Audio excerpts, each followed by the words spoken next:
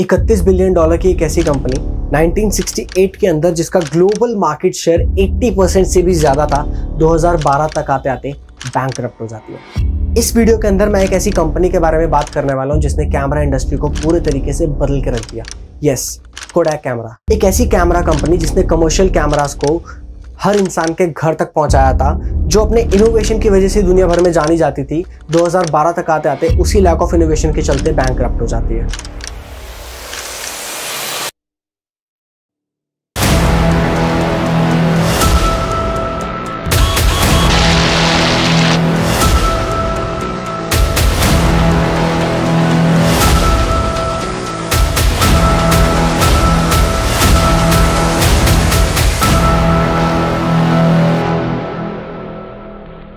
इस वीडियो के अंदर हम जानने वाले हैं कि ऐसा क्या गलतियां करी है उस कैमरा कंपनी ने जिसके चलते वो बैंकरप्ट हो जाती है, एंड आप और मैं इसमें क्या चीजें सीख सकते हैं। कोडैक का बिजनेस मॉडल बाकी कंपनीज के बिजनेस मॉडल से बहुत ज्यादा अलग था और इसी वजह से उनकी मोनोपोली बहुत ज्यादा तेजी से बहुत जल्दी क्रिएट हो चुकी थी। वो जिस बिजनेस मॉडल का यूज करते थे उसका नाम है रेजर एंड ब्लेड मॉडल। आइए जरा रेजर एंड ब्लेड मॉडल को जरा गौर से समझते हैं। यहाँ पर कंज्यूमर को सबसे पहले एक ऐसा प्राइमरी प्रोडक्ट बेचा जाता है जो बहुत ही लो प्रॉफिट मार्जिन गेम होता है, जहां पर बहुत ज्यादा प्रॉफिट नहीं होता है। बट उसके बाद एक ऐसा सेकेंडरी प्रोडक्ट बार बार बेचा जाता है जो उस प्राइमरी प्रोडक्ट को यूज करने के लिए बहुत ज्यादा इंपॉर्टेंट होता है, और वहीं पर छुपा होता है एक बहुत अच्छा खासा मोटा मार्जिन।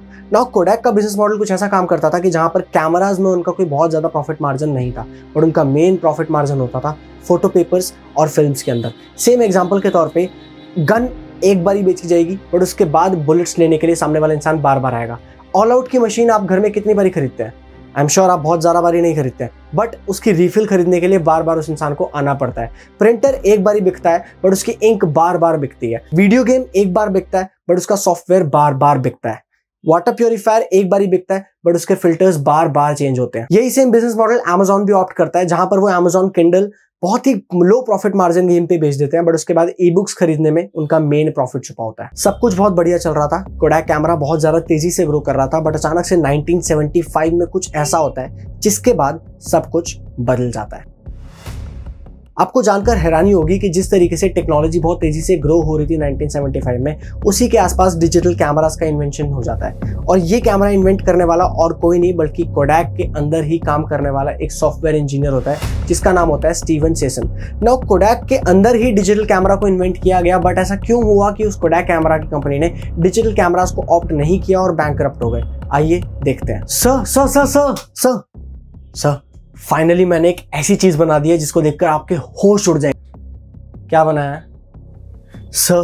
फाइनली मैंने एक ऐसा कैमरा बनाया है जिसको कहते हैं डिजिटल कैमरा। इसके अंदर ना तो फोटो पेपर की जरूरत है और ना ही फिल्म्स की जरूरत है। सामने वाले इंसान को बहुत ज्यादा एक्स्ट्रा लेवल क्वालिटी मिलने वाली है। इसके अंदर पिक्चर क्वालिटी बहुत ज्यादा इंप्रूव कर दी है, प्लस लोगों के लिए बहुत ज्यादा अफोर्डेबल होने वाला है। सर मार्केट फोड़ देगा ये। हमें जल्द से जल्द इसके ऊपर काम करना शुरू करना चाहिए और इसकी प्रोडक्शन और सेल्स के ऊपर आगे बढ़ना चाहिए। ये क्या पागलों वाली बात कर रहे हो यार? मतलब बिना फिल्म्स बिना फोटो पेपर के सिर्फ एक कैमरा बेच दो, डिजिटल कैमरा। अरे जनता पागल थोड़ी है जो डिजिटल कैमरा खरीद लेंगे। लोगों को फीलिंग आती है जब वो फोटो पेपर को टच करते हैं, तो ऐसी थोड़ी कोई डिजिटल कैमरा खरीद लेंगे। ठीक है तूने बनाया, अच्छा है बना, किसी और को मत बताना, समझा? बट सर आप मेरी बात तो सुनिए, ये डिजिटल कैमरा सच में बहुत ज्यादा गेम चेंजिंग होने वाला है, रेवोल्यूशन लेके आ जाएगा पूरी कैमरा की इंडस्ट्री के अंदर। अरे यार इसको भगाओ यार, ये क्या धंधा बंद करवाओगे क्या? वापस जाओ, जो काम करना है वो करो, इसके बारे में दोबारा डिस्कशन नहीं होने वाला। ये गलती कोडैक के लिए इतनी ज्यादा भारी साबित हुई कि उसकी कीमत उन्हें 2012 में बैंकरप्ट होकर चुकानी पड़ी। कोडैक ने डिजिटल कैमरास को रिजेक्ट कर दिया, बट वहीं पर एक और ऐसी जापानीज कंपनी थी जिसका नाम था फुजी फिल्म। उन्होंने इस टेक्नोलॉजी को अडॉप्ट किया और बहुत तेजी से डिजिटल कैमरास के प्रोडक्शन और सेल्स के ऊपर काम करना शुरू कर दिया। ये वो टाइम था जहां से कोडैक की किस्मत कंप्लीटली बदलने वाली थी। जैसे जैसे मार्केट में डिजिटल कैमरास आने लगे, लोग डिजिटल कैमरास की तरफ स्विच करने लगे। देखते देखते बहुत सी कंपनीज इस होड़ में आ गई और डिजिटल कैमरास की मार्केट में बाहर लग गई। अभी यहाँ पर कोडैक कैमरा के पास फिर भी एक ऑप्शन था। वो इस टाइम पर चेंज होती हुई मार्केट को देखकर डिजिटल कैमरास को बनाना शुरू कर सकता था और अभी भी मार्केट में बैक ऊपर आ सकता था। बट यहाँ पर उन्होंने अपनी दूसरी सबसे बड़ी गलती ये करी कि वो 10 साल तक ये प्रूव करने में लगे रहे कि क्यों एनालॉग कैमरास डिजिटल कैमरास से बेटर है। वो लोगों से लड़ते रहे, लोगों को ये प्रूफ करते रहे, उनके सारे एडवर्टीजमेंट और मार्केटिंग कैंपेन इस चीज़ पे फोकस्ड होते थे कि कैसे वो डिजिटल कैमरास को गलत दिखा सकें और कैसे ट्रेडिशनल कैमरास को ज़्यादा बेहतर दिखा सकें। ऐसे में फुजी फिल्म्स और ऐसी बहुत सी डिजिटल कैमरास बनाने वाली कंपनीज का पूरा फोकस ये था कि वो कस्टमर्स को डिजिटल कैमरास प्रोवाइड कर पाए, बट कोडैक ने ये सारा टाइम वेस्ट कर दिया अपने आप को सही साबित करने में, और ये उनकी सबसे बड़ी गलती साबित हुई। डिजिटल कैमरास को ऑप्ट करने के दो मेन सबसे बड़े रीजन थे जिसकी वजह से कंज्यूमर्स उसकी तरफ स्विच कर रहे थे। सबसे पहला था अफोर्डेबिलिटी। नॉर्मल एनालॉग कैमरास के अंदर उनको सिर्फ कैमरा खरीदने का खर्चा नहीं होता था, उसके साथ खर्चा आता था फोटोज को डेवलप करने का और उन फिल्म्स को खरीदने का। वही कैमरा डिजिटल कैमरास ने एलिमिनेट कर दिया। दूसरा सबसे बड़ा रीजन ये था कि पिक्चर क्वालिटी। आप चाहे जितना मर्जी पिक्चर क्वालिटी पे फोकस करो, जितना बढ़िया अच्छा कैमरा बना लो, बट वो कैमरा डिजिटल कैमरा के मुकाबले कुछ भी नहीं होता था। और वहीं पर डिजिटल कैमरास में ये पिक्चर क्वालिटी बहुत ज़्यादा अच्छे से प्रोड्यूस की जाने लगी थी। कोडैक की मार्केटिंग टीम ने भी बहुत बारी अपने मैनेजर्स को कन्विंस करने की कोशिश की कि क्यों उन्हें मार्केट में स्विच कर लेना चाहिए और डिजिटल कैमरास को ऑप्ट कर लेना चाहिए। ऐसा नहीं कि उन्हें अकल नहीं आई, उन्हें फाइनली अकल आ गई कि उन्हें डिजिटल कैमरास ऑप्ट कर लेने चाहिए, बट जब तक वो चीज़ आई थी तब तक वो मार्केट में बहुत पिछड़े हो चुके थे, बहुत पीछे हो चुके थे, और बहुत सारे मार्केट में डिजिटल कैमरास जाइंट डेवलप हो चुके थे। देखते देखते 2004 के अंदर उन्हें अपनी पूरी कैमरा की प्रोडक्शन यूनिट को बंद करना पड़ा और 15,000 से ज़्यादा एम्प्लॉयज़ को एक झटके में ले ऑफ करना पड़ा। बात यहीं पर आकर ख़त्म नहीं हुई। उन्होंने अपने काफ़ी सारे पेटेंट्स को बेचे, काफ़ी सारे अपने रिसोर्सेज को बेचे, एंड 2012 आते तक वो कंपनी कंप्लीटली बैंकरप्ट हो गई। इस केस स्टडी के अंदर हम मोटे मोटे तौर पे दो बहुत ज़्यादा इंपॉर्टेंट लर्निंग्स ले सकते हैं। सबसे पहली लर्निंग ये कि कैसे कोडैक ने ये गलती करी, कस्टमर सेंट्रिसिटी को बीच में ना रखते हुए अपने प्रॉफिट को पहले रखा।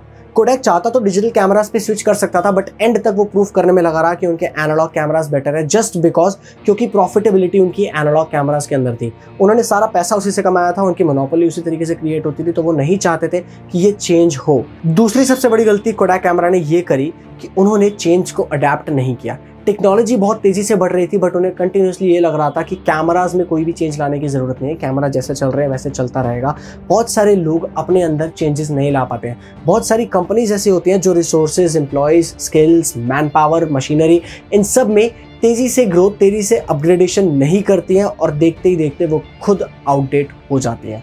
आपको यहाँ पर समझने की ज़रूरत है कि क्यों आपके लिए अपग्रेड करना बहुत ज़्यादा ज़रूरी है और टाइम के साथ इंप्रूव करना ज़रूरी है। नीचे कमेंट सेक्शन में आप लोग मेंशन कर सकते हो कि आप इसके अलावा और कौन सी कंपनीज के बारे में जानना चाहते हो और कौन सी कंपनीज की बिजनेस के स्टडीज़ के बारे में समझना चाहते हो। मिलते हैं आने वाली वीडियोज़ के अंदर। All the best, live a big life.